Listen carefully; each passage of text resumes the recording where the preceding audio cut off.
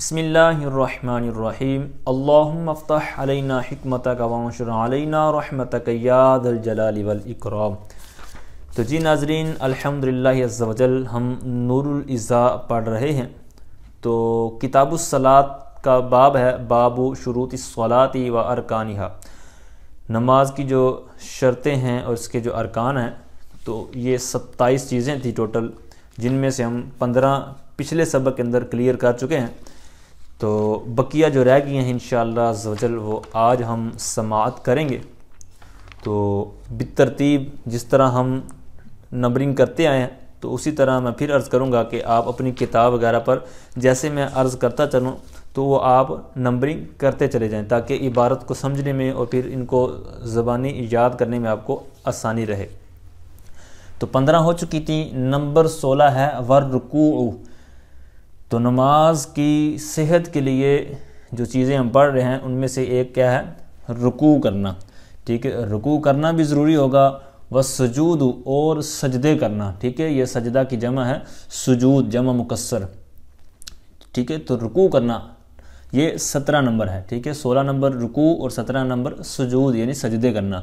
تو سجدے کرنا، لیکن اب کیسے کرنا، اس کے اندر بھی جو غلطیاں پائی جاتی ہیں ان کو درست کرنے کی وجہ سے آگے ایک چیز بیان کر رہے ہیں۔ تو ایک طریقہ کار ہے، کہتے ہیں سجدہ کیسے کرنا ہے، کہتے ہیں علی ما یجد حجمہ وتستقر علیہ جبہتہ۔ کہتے ہیں سجود کرنا یعنی سجدے کرنا اس چیز پر ما یجد حجمہ، یجد کے بعد الساجد محذوف ہوگا، یعنی سجدہ کرنے والا پائے حجمہ، اس کا حجم، یعنی جس پر سجدہ کر رہا ہے اس چیز کا حجم بھی وہ پائے۔ وتستقر علیہ جبہتہ، جبہہ کہتے ہیں پیشانی کو، تو اس کی یعنی نمازی کی جو ساجد ہے، سجدہ کرنے والا ہے، اس کی پیشانی جو ہے اس پر قرار پکڑ لے، یعنی جم جائے۔ مثال کے طور پر ہم فرش جو عام ہوتا ہے تو اس کے اوپر جب ہم کرتے ہیں سجدہ تو ہمارا سجدہ بالکل مطلب سٹریٹ ہوتا ہے، مطلب سختی بھی محسوس ہوتی ہے زمین کی بھی۔ ٹھیک ہے، تو یہاں پر وہی فرما رہے ہیں کہ تستقر علیہ جبہتہ، اس کی جبہ یعنی جو اس کی پیشانی ہے تو وہ وہاں پر مستقر ہو جائے، قرار پکڑ لے۔ ٹھیک ہے، اب جو صورت ہمارے ہاں غلط کی جاتی ہے تو وہ انہوں نے حاشی میں فرمایا کہ القطن یعنی روئی۔ ٹھیک ہے، اسی طرح دیگر چیزیں، مطلب جس طرح اب ہمارے ہاں قالین پائے جاتے ہیں، ایک تو قالین عجیب و غریب اور فیشنی آ چکے ہیں اور بہت ہی نرم و نازک، اور دوسرا اس کے نیچے فوم، ٹھیک ہے، فوم ڈال دی جاتی ہے، تو اب اس کی وجہ سے وہ مزید نرم ہو جاتا ہے۔ ٹھیک ہے، تو اس وجہ سے پھر وہ مطلب سجدہ کرتے وقت وہ عموماً سجدہ درست نہیں ہوتا، جس طرح کہ آگے شرائط بیان کی جا رہی ہیں کہ سختی محسوس ہونی چاہیے، لیکن وہ اس صورت میں نہیں ہوتا۔ تو لہٰذا جیسا بھی ماحول ہو اپنی نماز کو بچانا خود ہی ہوگا۔ ٹھیک ہے، بڑے بڑے پڑھے لکھے بھی یہاں پر سستی کر جاتے ہیں، تو نماز کے مسائل سے واقفیت نہ ہونا ہی یہ اس طرح کے معاملات میں بندے کو ڈالتا ہے۔ تو بہرحال آگے کچھ کہہ رہے ہیں کہ ولو علی کفہ۔ ٹھیک ہے، مطلب ساتھ میں یہ اب نئی چیزیں بیان کر رہے ہیں کہ زمین پر یا جس پر سجدہ کر رہے ہیں آپ، وہ دو چیزیں ہونی چاہیے، حجم ہو اور تستقر یعنی مستقر ہو، اس کی پیشانی وہاں پر قرار پکڑ لے۔ لیکن کہتے ہیں اور کیسی صورت میں قرار پکڑا جا سکتا ہے، کہتے ہیں اگرچہ ولو، اگرچہ علی کفہ، اگرچہ وہ سجدہ ہو، ولو کے بعد بھی کانا محذوف ہوگا، ولو کان علی کفہ، کفہ کی جو ضمیر ہے یہ ساجد یعنی نمازی کی طرف جائے گی جو سجدہ کر رہا ہے۔ تو کہتے ہیں اگرچہ جو اس کی پیشانی ہے وہ اس کی کف یعنی ہتھیلی پر ہو، ٹھیک ہے، سجدہ کرنے والا کی ہتھیلی پر، وہ اپنی ہتھیلی پر کر رہے، تو چونکہ یہاں پر وہ جو ابھی صورتیں پیچھے بیان ہوئی ہیں تو وہ اس کے اندر پائی جا رہی ہیں نا، مستقیر ہونا، حجم وغیرہ۔ تو او طرف ثوبہ، ٹھیک ہے، او طرفی ثوبہ یوں بھی پڑھ سکتے ہیں، یا اس کے کپڑا کے، ثوب کہتے ہیں کپڑے کو، تو کپڑے کے کنارے پر سجدہ کرتا ہے۔ ٹھیک ہے، تو اس طرح بھی یہ اس کا چل جائے گا۔ کہتے ہیں ان طاہورا محل وضعہ، یہ ساتھ میں شرط لگا رہے ہیں، اگر طاہورا پاک ہو، محل وضعہ اس کی جو سجدہ جہاں پر وہ کر رہا ہے، جہاں اس کا محل ہے، وضعہ مطلب اس کا پیشانی رکھنے کا جو محل ہے وہ پاک ہو، ٹھیک ہے، تب یہ صورت ساری بنے گی۔ اچھا آگے کہتے ہیں وسجد وجوباً، اور سجدہ کرنا واجب ہے، وجوب کے تحت آئے گا۔ کس صورت میں کہتے ہیں؟ بما صلب من انفہ، اس چیز کے ساتھ، اس حصے کے ساتھ جسم کا جو ہے صلب من انفہ، ٹھیک ہے، وہ سخت ہو، ٹھیک ہے، یعنی ناک کی، اب دیکھیں ناک، اپنا ہاتھ ناک پہ لگائیں تو ایک جو شروع ہوتا ہے جہاں سے ناک، تو یہ نرم ہے، ٹھیک ہے، تو تھوڑا سا مزید آپ اوپر کی طرف آئیں گے نا، پیشانی کی طرف، تو یہ آپ کو سخت محسوس ہوگا۔ تو یہاں پر اسی کا ذکر ہو رہا ہے، بما صلب من انفہ، یعنی اس حصے کے ساتھ سجدہ کرنا واجب ہوگا ناک کے جو سخت ہے، صلب سخت، ٹھیک ہے۔ تو یہاں یعنی پیشانی اور بالکل جو ساتھ میں تھوڑا سا یہ ڈھلان ہوتی ہے، تو اس کو لگانا ضروری ہوگا، یہ سختی جو ہے یہ آپ نے نیچے لگانی ہوگی۔ تو یہاں پر اسی کا ذکر ہے۔ تو یہ ناک کا انہوں نے بیان کر دیا، اور آگے کہتے ہیں ساتھ میں وہ بھی جب ہاتھی ہی، اور پیشانی کے ساتھ، یعنی پیشانی اور ساتھ میں جو ناک، پیشانی کے بالکل تھوڑا سا نیچے کی طرف آئیں گے نا، تو یہ جو سختی والی جگہ ہے ان کا لگانا یہ ضروری ہوگا۔ ولا یصح الاقتصار علی الانف، اور کہتے ہیں درست نہیں ہے، صحیح نہیں ہے اقتصار کرنا، اکتفا کرنا صرف ناک پر، علی الانف، صرف ناک پر، یعنی ابھی پیچھے دو صورتیں بیان ہوئی تھی نا، ناک اور یہ جو پیشانی ہے، تو کہتے ہیں علی الانف، صرف ناک پر اقتصار کرنا، یعنی پیشانی نہ لگائے، تو یہ صحیح نہیں ہے، ایک کو لگانا اور ایک کو چھوڑ دینا، اس طرح سجدہ نہیں ہوگا۔ جب سجدہ نہیں ہوگا تو آگے والے معاملات بھی خراب ہو جائیں گے، نماز نہیں ہوگی۔ لیکن عذر کی وجہ سے اجازت دے رہے ہیں، کہتے ہیں الا من عذر بالجبہۃ، کہتے ہیں یہاں پر عذر اگر ہے بالجبہۃ، پیشانی کے ساتھ، اب یہاں پر باب معنی فی ہوگی، یعنی پیشانی میں اگر کوئی معاملہ ہے، کوئی مسئلہ، یعنی کوئی عذر ہے، کوئی مرض وغیرہ ہے، یا جو بھی آپ کو عالم دین اجازت دیتا ہے جس کی وجہ سے، یعنی خود ہی کوئی مسئلہ بنا لینا یہ الگ بات ہے، کسی عالم دین سے، مفتی صاحب سے آپ رہنمائی لیں ہر مسئلے میں، تو پھر یہ آپ کو جو وہ اجازت دیں تو بھی کر سکتے ہیں۔ اچھا، تو پیشانی میں کوئی عذر وغیرہ ہے تو اجازت ملے گی کہ آپ صرف ناک کے ذریعے سجدہ کر لیں، اور اس طرح آپ کا یہ معاملہ چل جائے گا، آپ کو اجازت مل جائے گی، ٹھیک ہے۔ آگے کہتے ہیں کہ نمبر 18، وَعَدَمُ ارتفاع محل السجود عن موضع القدمین بأکثر، یعنی کہتے ہیں عدم، نہ ہونا، ٹھیک ہے، کس کا نہ ہونا؟ وہ عدم ارتفاع محل السجود، سجود یعنی سجدوں کے محل کے کا بلند نہ ہونا، ٹھیک ہے، سجدوں یعنی دونوں جہاں سے سجدے کرنے ہیں اس محل کا مرتفع نہ ہونا، بلند نہ ہونا۔ کہاں سے؟ کہتے ہیں ان موضع القدمین، دونوں قدم جو ہیں تو ان قدموں کی جگہ سے اس کے سجدہ کرنے کی جو جگہ ہے اس کا بلند نہ ہونا۔ اب یہ اکثرا سے اس کی مقدار بیان کر رہے ہیں کہ کتنی مقدار کے اندر یہ خرابی لازم آئے گی، تو کہتے ہیں بِأَكْثَرَ مِن نِصْفِ ذِرَاءٍ، ذراع یعنی ہاتھ، گز، تو نصف گز سے یا نصف ہاتھ سے وہ زیادہ اس کا ہونا، تو اگر نصف ہاتھ سے زیادہ ہے تو پھر یہ معاملہ خراب ہو جائے گا۔ تو اب کہتے ہیں وَإِن زَادَ عَلَى نِصْفِ ذِرَاءٍ، اور اگر زیادہ ہے نصف ذراع سے تو پھر نماز یعنی لم یجوز السجود، سجدہ جائز نہیں ہوگا، تو جب سجدہ جائز نہیں ہوگا تو پھر نماز بھی گویا کہ درست نہ ہوگی، ٹھیک ہے۔ تو یہ ہے مطلب سجدہ کرنا، اور جہاں پر قدم ہے یہ سٹریٹ برابر ہونی چاہیے، ٹھیک ہے، نصف ہاتھ سے، اب ہاتھ سے مراد شرعی ہاتھ ہے، ٹھیک ہے، اب گز میں نصف گز مراد لے سکتے ہیں، ہاتھ سے مراد یہ 5 انگلیوں والا ہاتھ نہیں ہے۔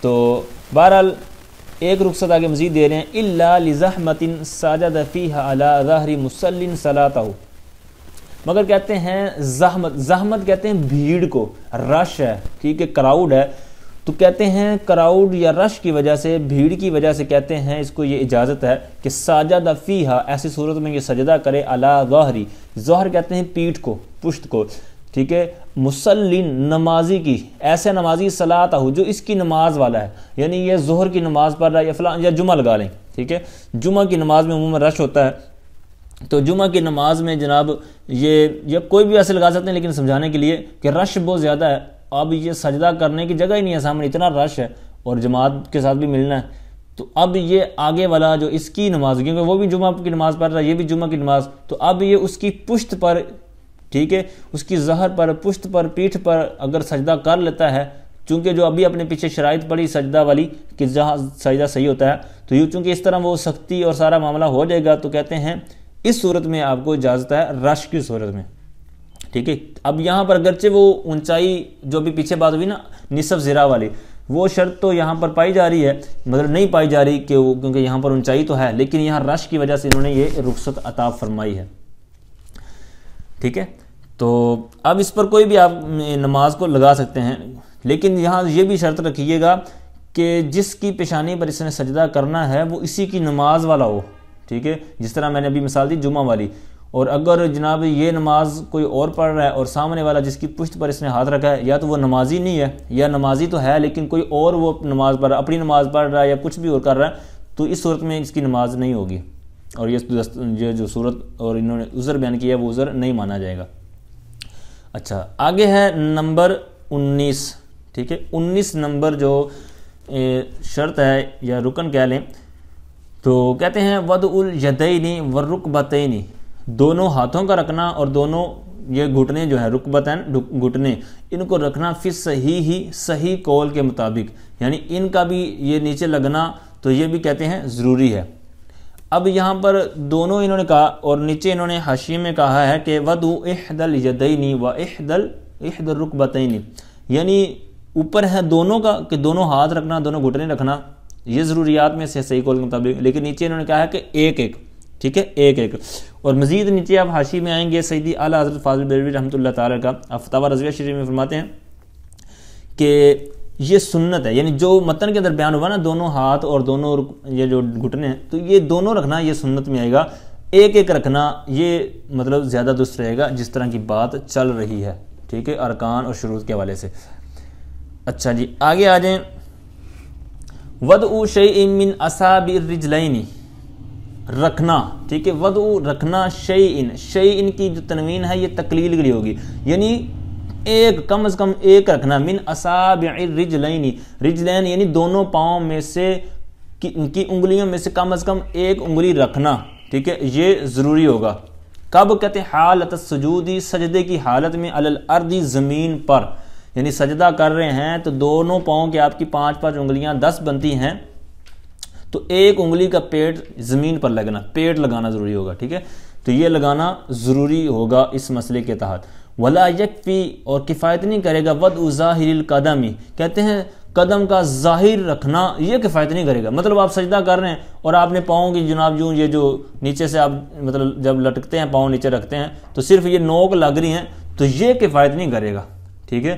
کیوں نہیں کرے گا؟ اس پر حدیث مبارکہ بھی ہے متفق علیہ، یعنی بخاری شریف اور مسلم شریف کے اندر یہ روایت موجود ہے. سرکار نے فرمایا امرت، مجھے یہ حکم دیا گیا کہ ان اسجد علی 7 اعظم، مجھے 7 ہڈیوں پر سجدہ کرنے کا حکم دیا گیا. اب 7 ہڈیوں پر حکم دیا گیا تو وہ کون سی ہڈیاں بنتی ہیں؟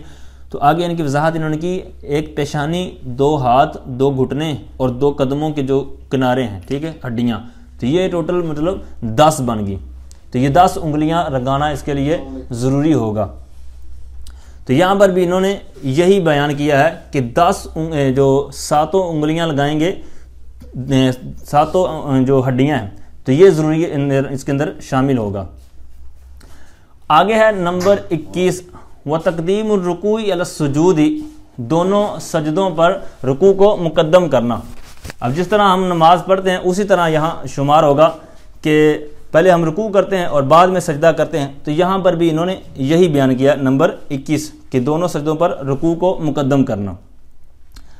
آگے نمبر 22 انہوں نے بیان کیا ہے والرفع من السجود الى قرب القعود علی الاصح، رفع کہتے ہیں اٹھانے کو. تو یعنی سجدوں میں سے، یعنی پہلا بندہ جب سجدہ کرتا ہے تو اسی کا یہاں ذکر کر رہے ہیں کہ 2 سجدے تو کرنے ہیں. تو نمبر 22 ہے کہ سجدوں میں سے، یعنی پہلا سجدہ کیا ہے تو اس سے اٹھ کر جب دوسرا سجدہ کرنا ہے تو جو پہلے سے اٹھنا ہے وہ کتنی مقدار ہو؟ کہتے ہیں الی قرب القعود علی الاصح، صحیح قول کے مطابق بیٹھنے کے قریب پہنچ جائے، یہ بھی اس کے لیے ضروری ہے. تو یہاں پر بھی کتنی غلطی کی جاتی ہے کہ جیسے سجدہ کیا تو تھوڑا سا اٹھیں گے پھر جلدی جلدی سجدہ کر دیں.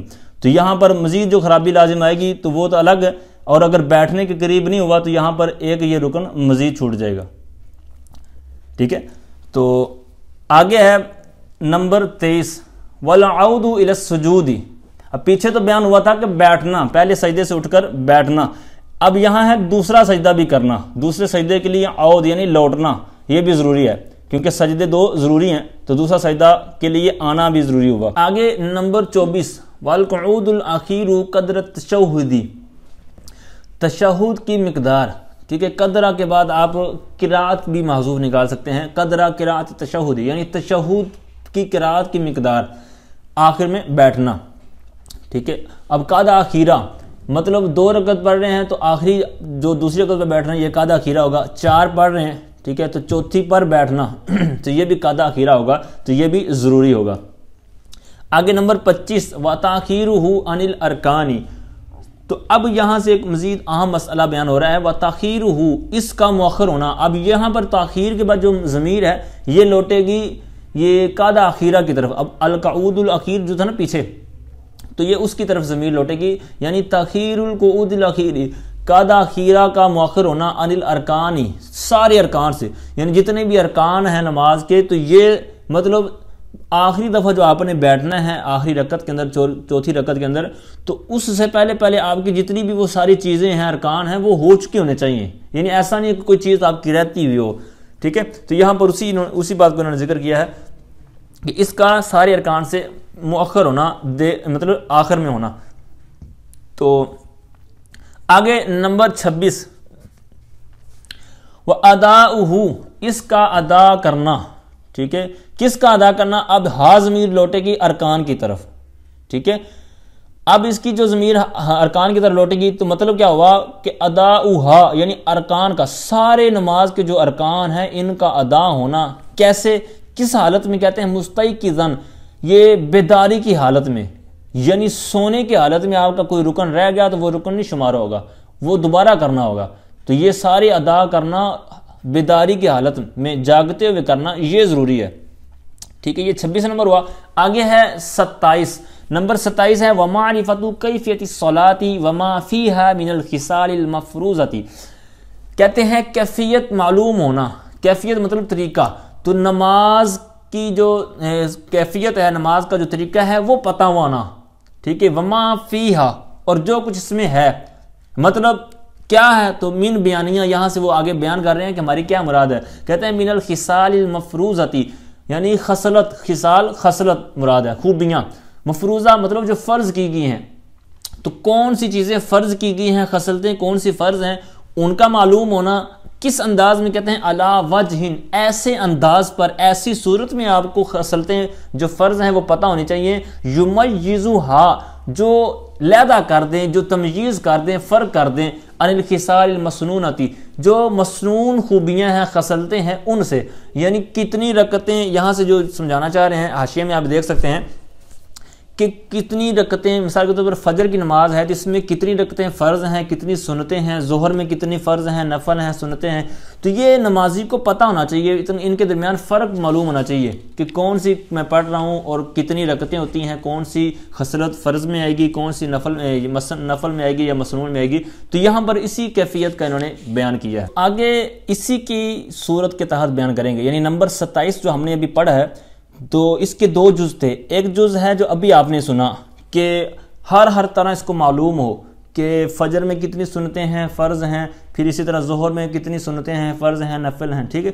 تو اب اگر ساری چیزیں اس طرح اس کو ہر ڈیٹیل پتہ ہے تو پھر تو زبردست ہے، اور اگر ایسا ہی بندہ وہ مطلب جاہل ہے یا اس کو معلومات نہیں ہے دین کی اتنی، تو پھر اس کے لیے کم از کم درجہ یہاں بیان کر رہے ہیں کہ یا پھر وہ اتنا ہی اعتقاد رکھ لے، ابھی اعتقاد ہو، یا پھر اعتقاد رکھنا کس کا، اب اس کا جو مضاف لے ہوگا اعتقاد مصدر کا، تو وہ مسلی، ٹھیک ہے، نمازی کا اعتقاد رکھنا، انہا، کہ یہ جو نماز میں پڑھ رہا ہوں، یہ جو رکعتیں میں نے پڑھنی ہیں، یہ ساری کی ساری فرض ہیں، ٹھیک ہے۔ اب یعنی فرض، اب مثال کے طور پر 4 سنتیں ہیں، 4 رکعتیں ہیں، 2 سنتیں 2 فرض ہیں فجر کے، ٹوٹل 4 ہوئی، لیکن ایک بندہ ایسا ہے اس کو نہیں پتا، ٹھیک ہے، یا نیا مسلمان ہوا ہے، جو بھی صورت ہے، تو اس کو اتنا ہونا چاہیے، یا اس کو اتنا سکھا دینا چاہیے، یا جس کو مکس ہو جاتا ہو 17 رکعتیں ہیں عشاء کی، یا مطلب کون سی سنتیں ہیں، کون سی وتر ہیں، فرض ہیں، واجب، تو پھر کیا کرے کہ ہر ایک کے بارے میں کہے کہ میں فرض ادا کر رہا ہوں، ٹھیک ہے، یہ میں فرض پڑھ رہا ہوں، یہ میں فرض پڑھ رہا ہوں، کیوں؟ اس کی آگے وجہ بیان کر رہے ہیں، کہتے ہیں حتی لا یتنفل بمفروض، تاکہ کہتے ہیں فرض نفل کے ساتھ ادا نہ ہو۔ اب اس کو سمجھنے کے لیے یوں دیکھیں کہ 2 رکعت جو سنتیں ہیں فجر کی، تو اگر اس کو ادا کیا فرض کہ میں فرض پڑھ رہا ہوں تو بھی سنتیں ہو جائیں گی، ٹھیک ہے، لیکن فرضوں کو اگر یہ کہا نا کہ میں سنتیں ادا کر رہا ہوں تو فرض ادا نہیں ہوں گے، ٹھیک ہے، مطلب یہ ہے کہ بڑی نیت کر کے چھوٹی اس کے تحت آ جائے گی، یعنی اب فرض کی نیت کرنا یہ بڑا کام ہے، تو اب اس کے تحت نفل اور چھوٹی چیزیں خود بخود آ جائیں گی، لیکن چھوٹی چیز یعنی فرض سے چھوٹا درجہ سنت کا ہے یا نفل کا ہے، تو اس کی نیت کر کے آپ بڑی چیز مراد نہیں لے سکتے، تو یہاں پر اسی بات کو سمجھا رہے ہیں کہ وہ یہ اعتقاد رکھے کہ یہ فرض ہے، تاکہ یہ جب فرض کی نیت سے ساری چیزیں پڑھے گا، ساری رکعتیں پڑھے گا، تو فرض بھی ادا ہو جائیں گے، اور 2 فرض کے علاوہ صورتیں ہیں مطلب سنتیں ہیں یا نفل ہیں تو وہ اس کے تحت خود بخود ہی حل ہو جائیں گی، ٹھیک ہے۔ تو یہ 2 صورتیں یہاں پر سمجھائیں گے انہوں نے نمبر 27 کے تحت۔ آگے کہتے ہیں والارکان من المذکورات 4، کہتے ہیں ان ساری مذکورات میں سے، یعنی جو بھی ذکر کی گئی ساری چیزیں ہیں، تو ان میں سے جو ارکان ہیں، جو فرائض چیزیں ہیں، وہ 4 بنتی ہیں، ٹھیک ہے، مطلب جن پر متفق علیہ یعنی جن پر اتفاق ہے، تو بہرحال وہ کون سی کہتے ہیں قیام، قرات، رکوع اور سجود، یہ 4 چیزیں ہوگی۔ اور قیلہ سے ایک اور اختلاف بیان کر رہے ہیں کہ قاعدہ اخیرہ بھی یعنی بعض نے شمار کیا ہے کہ قاعدہ اخیرہ، قیلہ یہ صیغہ تمریض کہلاتا ہے، یعنی ضعیف چیز عموماً اس سے بیان کی جاتی ہے، تو 4 اوپر ہو گئے، اور قاعدہ اخیرہ بھی، ٹھیک ہے، مقدار تشہد کی مقدار جو قاعدہ اخیرہ کرنا ہے اس کو بھی اس کے تحت شمار کیا، تو 5 ہو گئے۔ اور پھر کہتے ہیں کہ حاشیے کے اندر انہوں نے تکبیر تحریمہ کا بھی ذکر کیا ہے، ٹھیک ہے، تکبیر تحریمہ کہنا اور دیگر جو اختلافات وغیرہ بڑی کتابوں میں انشاءاللہ پڑھیں گے۔ وباقیہ شرائط، اور باقی جو اس کے علاوہ چیزیں ہیں، مطلب 27 چیزیں تھیں، ان میں سے کچھ یہاں ابھی 4 سننے کے بعد ایک 5واں قیلہ سے سنا، تو کہتے ہیں ان کے علاوہ جو ہیں وہ شرائط ہیں، یہ فرائض میں تھے، ارکان میں سے تھے، اور بقیہ شرائط وغیرہ میں تھے۔ اب یہاں سے اس کی تقسیم کیٹیگری کر رہے ہیں، جو ابھی آپ نے ساری چیزیں سنی ہیں، کہتے ہیں بعضھا شرط لصحت الشروع فی الصلاۃ، ان میں سے بعض چیزیں صحت شروع کے لیے شرط ہیں، ٹھیک ہے، اور وہ کب ہیں، کہتے ہیں وہو ما کان خارجھا، اور وہ نماز سے باہر ہیں، یعنی جو نماز سے باہر ہیں، جس طرح پیچھے ہم نے ذکر کی تھی طہارت، ستر عورت، استقبال قبلہ، وقت، نیت، تحریمہ، تو اس کی یہاں پر انہوں نے بات کی ہے کہ یہ نماز شروع کرنے سے پہلے آپ کو ضروری ہوں گی، اور جو ان کے علاوہ ہیں تو وہ شرط لدوام صحتھا، وہ صحت، اس کی نماز کی جو صحت ہے تو اس کے دوام کے لیے ہیں، یعنی نماز آخری حد تک آپ کی نماز درست رہے، تو وہ ساری جو شرائط ہیں وہ اس لیے آپ کے کام آئیں گی، ٹھیک ہے۔ تو یہ ناظرین یہ تھا آج کا ہمارا سبق، امید کرتا ہوں یہ ساری چیزیں آپ کو سمجھ میں آ گئی ہوں گی، تو پھر بھی کوئی چیز سمجھ میں نہ آئی ہو یا کوئی غلطی ہو گئی ہو تو مزید ہمیں اس کے اوپر مطلع کریں، تو انشاءاللہ عز و جل اس سے رجوع کیا جائے گا اور اس کو انشاءاللہ درست کیا جائے گا۔